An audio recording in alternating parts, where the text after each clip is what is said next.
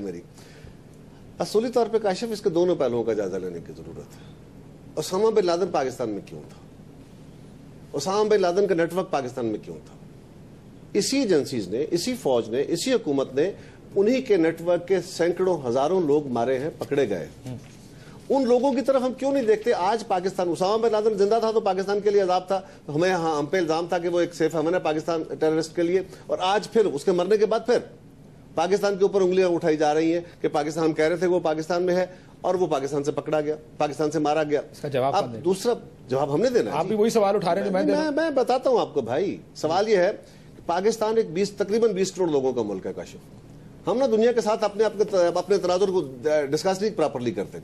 20 करोड़ लोगों का मुल्क है आप, और आपके पास तकरीबन 70% 75% लोगों की रजिस्ट्रेशन है, लोगों का डाटा आपके पास मौजूद है। ये नहीं पता कौन कहां रहता है। ठीक, आप एक डेवलपिंग और बहुत तेजी से मशरूम ग्रोथ वाला मुल्क है। दुनिया के बेशुमार तरक्की पजीर ममालिक ऐसे ही है। जहां जिस मुल्क के 4 करोड़ लोगों का आपको पता नहीं है, क्या उसके अंदर आप एक एक शख्स की पूरी मूवमेंट को वॉच कर सकते हैं? ये सिर्फ एक उसामा तो नहीं था ना, बहुत सारे लोग थे। वो सवात में आ गए, अब सवात के अंदर एक पूरा ब्लास्ट हो गया, उन्होंने सवात को एक तरह का हाईजैक कर लिया। अब कहा जाए कि जी वो कैसे आ गए? पूरे इस खित्ते को अनस्टेबल किया हुआ है, और ये आज से नहीं है, पिछले 30 साल की एक दास्तान है। वज़ीर आज़म साहब इसको इंटेलिजेंस फेलियर मैं बताता हूँ क्या उन्होंने क्या कहा। उन्होंने यही कहा, मैं बताता हूँ क्या उन्होंने कहा है। सर थोड़ा सा मुझे मौका दीजिए। सर वो आपके डिबेट किसी और तरफ लेके जा रहे हैं, मैं आपकी डिबेट समझ रहा हूं, लोग भी समझ लगाऊं काशिफ, मैं आपका सबका सवाल का जवाब देने लगा। सवाल यह है कि अमेरिका के अंदर जहां पे एक एक शख्स की मूवमेंट मॉनिटर हो सकती है और होती है, एक शख्स एक महल्ले से दूसरे महल्ले में शिफ्ट होता है तो उसको बाकायदा वाच किया जाता है। उस मुआशरे के अंदर एक फर्द जो एक माफिया का डॉन है, वो अमेरिका का नंबर 2 मतलूब था, आज नंबर 1 मतलूब है। वो 10 किलोमीटर 4 किलोमीटर दूर उसका घर था, अपने ओरिजिनल घर से पकड़ा नहीं गया 10 साल तक। आप ठीक कह रहे हैं। उनकी इंटेलिजेंस एजेंसीज, यही CIA, उनकी FBI, उनकी कुछ 16 एजेंसीज हैं, उनकी बेशुमार उनके पास इक्विपमेंट है, वो दुनिया की तरक्की याफ्ता तरीन कौम है, वो उस बंदे को नहीं पकड़ सके। और एक ऐसा शख्स जो दुनिया का सबसे बड़ा टेररिस्ट था, ड्रग बैरन है ना वो, तो ये बंदा जो टेररिस्ट था, जो जिसका उससे बहुत बड़ा विजन होगा, बहुत बड़ा नेटवर्क होगा, उस बंदे ने दुनिया भर को नचाया पूरे। इस पे कोई शक नहीं, हमारे कौम को भी नचाया पूरी तरह। हमारी अफवाह की उसको ट्रेस नहीं कर सकते। इंटेलिजेंस फेलियर नहीं है, इंटेलिजेंस फेलियर आप क्या कह सकते हैं? क्या अमेरिका का भी इंटेलिजेंस फेलियर है? क्यों अमेरिका एबटाबाद से पकड़ा गया सर? मैं एबटाबाद की बात न्यूयॉर्क से थोड़ी पकड़ा गया, ये बात बिल्कुल। हाँ, पाकिस्तान के अंदर बेशुमार लोग पकड़े नहीं पकड़े जाते, बेशुमार नेटवर्क नहीं पकड़े गए, तो आप कह सकते हैं कि आपकी कैपेसिटी वो नहीं थी। एबटाबाद नाम इस्लामाबाद रख दो साहब, इस तरह तो मैंने देखा, मैं बड़े तहम्मुल से आपकी बात सुनी। मैं आपका बड़े वैसे गौरव ने कोशिश की है इसको करने की, उसामा टाउन लिखने की वहां पे, ये जो गोरा नेटवर्क। तो सवाल सिर्फ काशिफ साहब ये है, हाँ, हमारी इंटेलिजेंस एजेंसी उसको ट्रेस नहीं कर सकी, उसको हम एक तरह का फेलियर जरूर कह सकते हैं कि क्यों नहीं ट्रेस किया।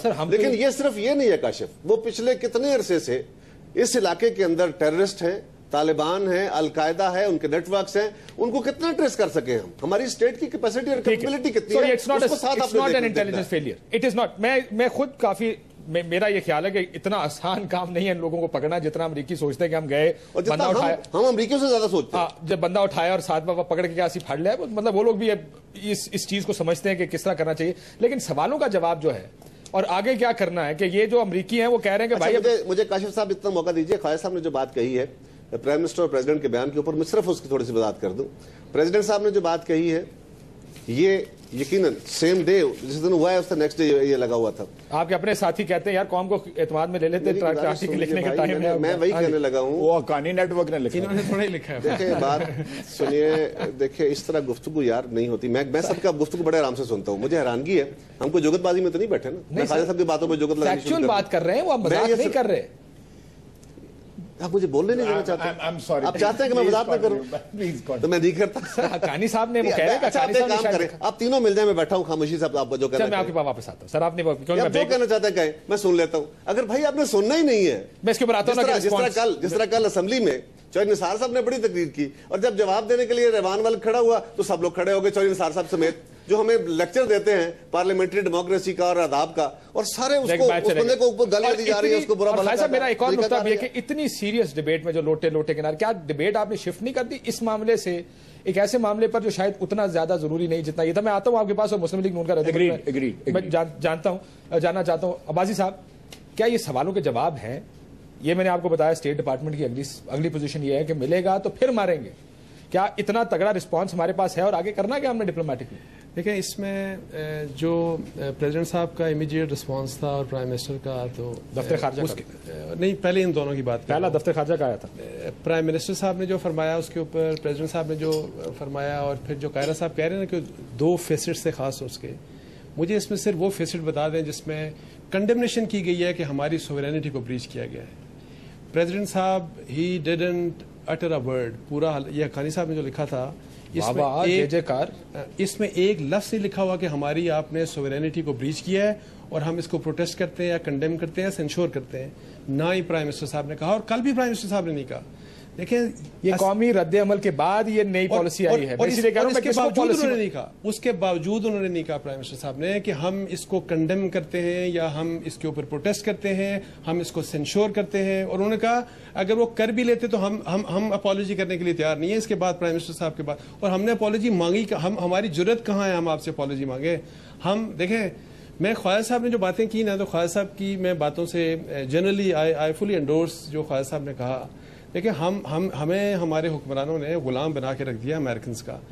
हम ना हमारी इंडिपेंडेंट फॉरेन पॉलिसी है और इवन इंटरनल जो पॉलिसीज हैं वो हमारे हाथ में नहीं है, बिल्कुल भी हाथ में नहीं है। अगर उन्होंने प्रेसिडेंट साहब का जो लिखा गया है, जो वाशिंगटन पोस्ट में छपा है, वो अगर हक्कानी साहब ने लिखा है, तो मैं आपको बता दूं कल जब प्राइम मिनिस्टर साहब तक स्पीच पढ़ रहे थे ना, ये कॉम्बिनेशन था फॉरेन ऑफिस और जो ISPR की जो उन दोनों का कॉम्बिनेशन था। और ये भी फॉरेन ऑफिस सियासी जवाब नहीं है। फॉरेन ऑफिस की भी जो स्टेटमेंट थी उसका फंडामेंटल इनपुट जो था वो मिलिट्री की तरफ से आया गया था। अब देखें, अब ये कहा गया जलील भी हो गए, माफी भी नहीं मांगते। और मेरा जो ऑब्जेक्शन बहुत बड़ा है, देखें मेरा ऑब्जेक्शन बहुत बड़ा है कि इस वक्त हमें ये चाहिए था कि हम एक तो ये कि ये अगर कहा जाए ना कि खुदा न ख्वास्ता हमें कोई ISI के साथ या मिलिट्री के साथ कोई अल्लाह ना करे कि हमारी कोई दुश्मनी है, इस वक्त this is the best opportunity और ये हमें करना चाहिए कि इतना बड़ा वाकया हुआ है पाकिस्तान के साथ, और अगर हमने एक हाई लेवल कमीशन ना बनाया, हाई लेवल, ये इंटरनल जो रिजल्ट डिलीवर करे, हाँ, जिससे